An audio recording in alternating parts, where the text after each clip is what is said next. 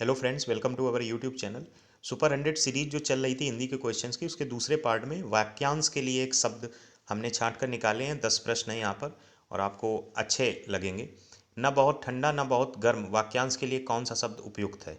समशीतोष्ण जो होता है उसमें ना ज़्यादा ठंडा होता। समशीतोष्ण का मतलब समान शीतलता है, समान उष्णता है। तो ना जा बहुत ठंडा है ना बहुत गर्म है, ये दूसरे सेंस में कह दिया है। जैसे कहते कि आधा गिलास भरा है, उसी को बोल दिया जाए आधा गिलास खाली है, तो वही बात पलट कर बोल दी है। तो समशीतोष्ण इसका करेक्ट ऑप्शन होगा। Let's move to the next question. अगला क्वेश्चन है, विवादास्पद शब्द के लिए कौन सा वाक्यांश उपयुक्त है?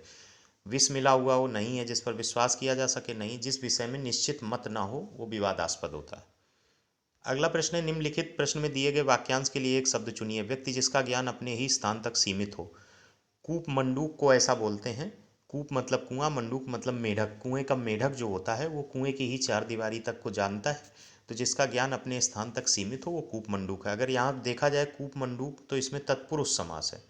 इसमें तत्पुरुष समास है। एक बार पूछा गया है कि कूप मंडूक में कौन सा समास है, तो यहाँ पे तत्पुरुष समास आएगा। उसकी परिभाषा के हिसाब से चीज़ें वेरीफाई हो रही हैं। अगला क्वेश्चन है, निम्नलिखित प्रश्न में दिए गए वाक्यांश के लिए एक शब्द चुनिए। जिस पर किसी काम का उत्तरदायित्व हो। तो जिस पर किसी काम का उत्तरदायित्व हो तो उसको क्या कहेंगे? उत्तरदायी। उसको कहेंगे उत्तरदायी, कि आप इस कार्य के लिए उत्तरदायी हैं, आपको उत्तर देना चाहिए, आपके ऊपर उत्तरदायित्व था।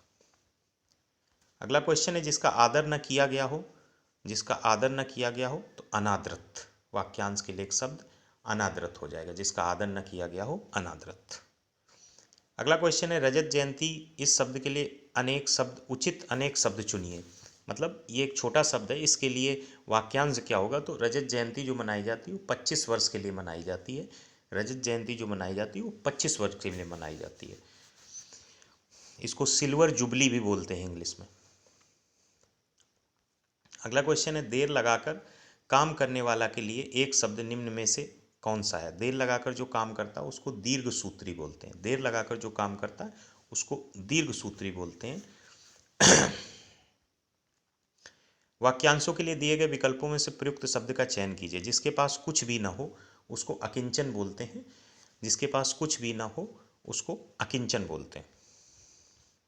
दिए गए विकल्पों में कौन सा युग्म सुमेलित नहीं है? वंश से उत्पन्न व्यक्ति वंशज, ललचाया हुआ लुब्ध, रोष से भरा हुआ रुष्ट, जिसके हृदय को चोट पहुंची हो मनोवृत्ति। नहीं, जिसके हृदय को चोट पहुंची हो वो ममाहत,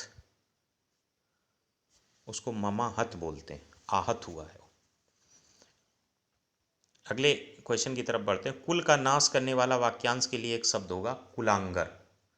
कुल का नाश करने वाले शब्द के एक शब्द होगा कुलांगर। तो 3 या 4 ऐसे रहे होंगे जो शायद आपको एग्जैक्टली पता ना हो।